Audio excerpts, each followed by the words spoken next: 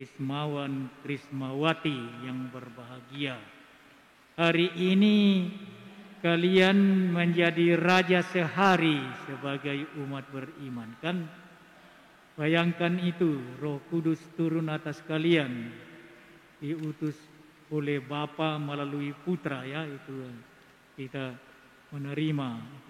Oleh karena itu, perkenankanlah saya atas nama Gereja Lokal Keuskupan Agung Makassar menyampaikan dari relung hati yang paling dalam ucapan selamat berbahagia kepada ke-143 Rasul baru Paroki Sudiang yang berbahagia. Luar biasa, ya, memang. Kita memang patut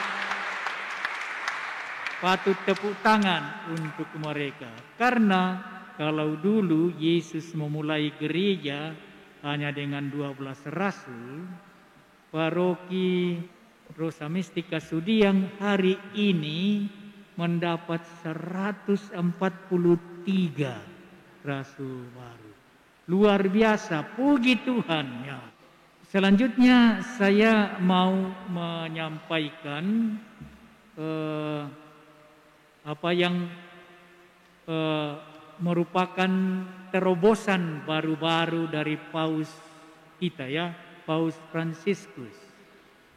Tanggal 10 Oktober yang lalu, jadi lebih seminggu yang lalu, Paus Fransiskus membuka apa yang disebut Sinode para Uskup tahun 2021 sampai 2023 di Vatikan.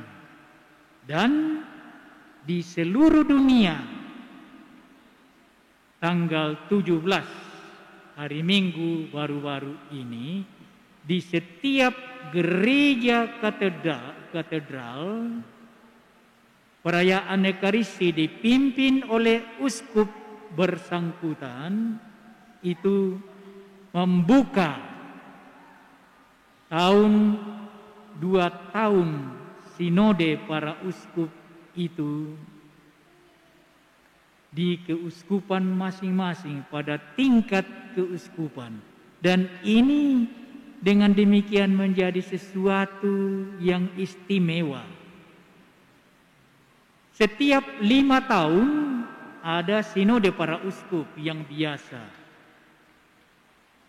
Tetapi sinode para uskup yang sudah dibuka dan berlangsung ini selama kurang lebih 2 tahun itu menjadi istimewa. Mengapa? Karena Paus ingin supaya apa yang disebut sinode itu, sinode para uskup itu merupakan kegiatan dari seluruh umat Katolik dimanapun berada di muka bumi ini. Sinode itu adalah istilah yang berasal dari bahasa Yunani, terdiri dari 2 kata, yaitu synhodos. Dan sin itu bersama, kita kenal dalam sintese, simpati, dan sinkronis, dan sinergis. Itu sin itu bersama-sama. Hodos itu jalan. Jadi sinode itu berarti berjalan bersama seluruh gereja Katolik di muka bumi ini. Dan ini tentu saja merupakan unsur yang kita banggakan sebagai orang Katolik.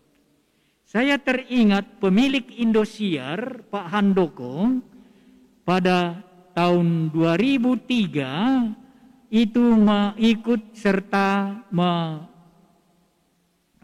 cover kunjungan 5 tahunan para uskup Indonesia ke Roma. Dan beliau itu suatu malam mengundang para uskup Indonesia untuk makan malam di sebuah restoran Tionghoa di Roma. Terima kasih Tuhan.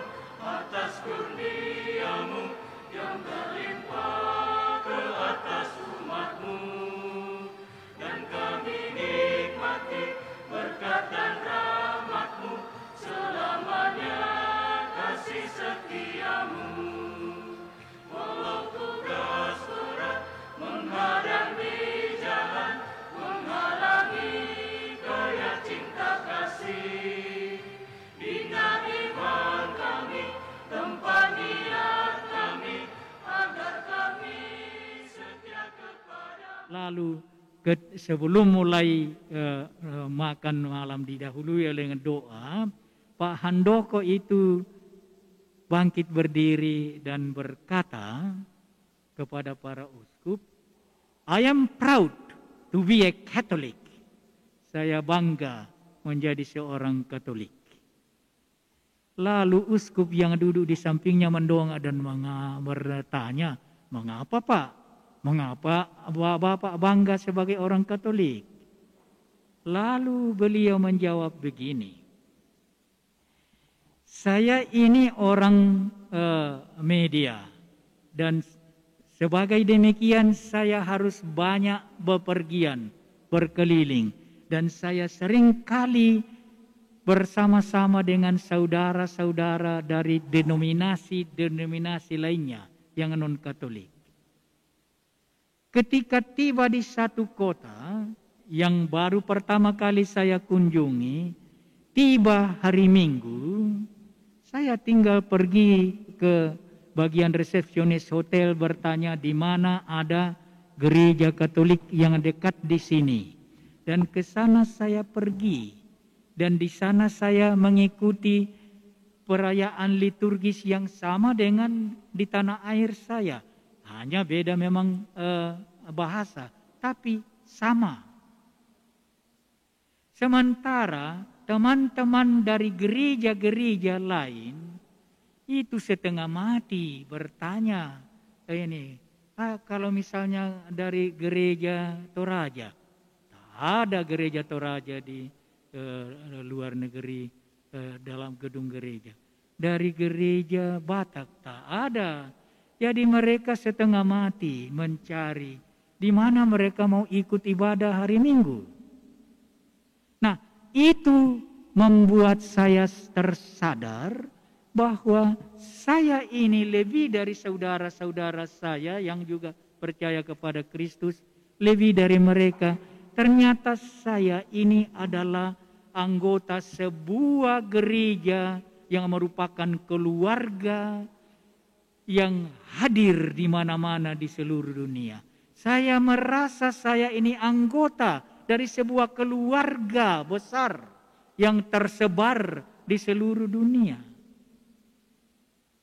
Dan kebanggaan inilah yang mau dihidupkan lagi oleh Paus Fransiskus dengan mengadakan terobosan, membuat sinode para uskup tetapi melibatkan saudari-saudara seiman, setiap anggota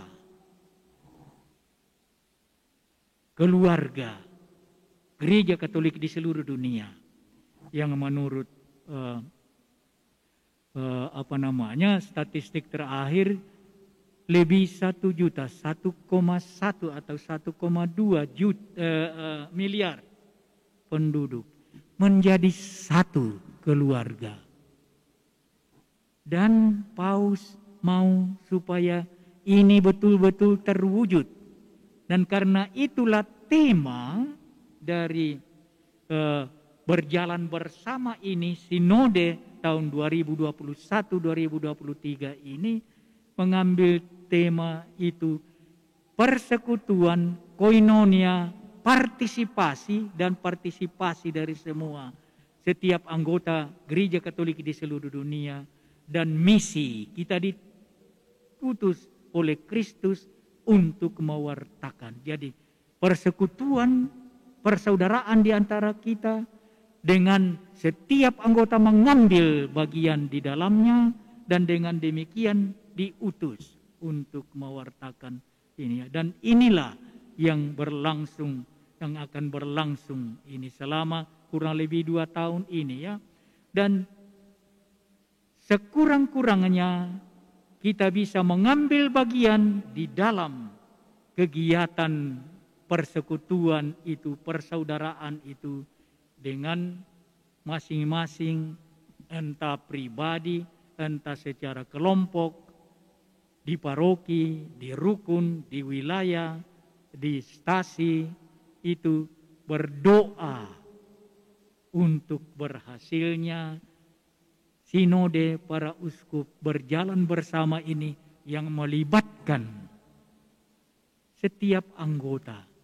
Dan dengan demikian Paus mengajak kita untuk sadar bahwa sebagai anggota Gereja Katolik kita adalah anggota dari keluarga besar, satu keluarga besar yang tersebar di seluruh dunia.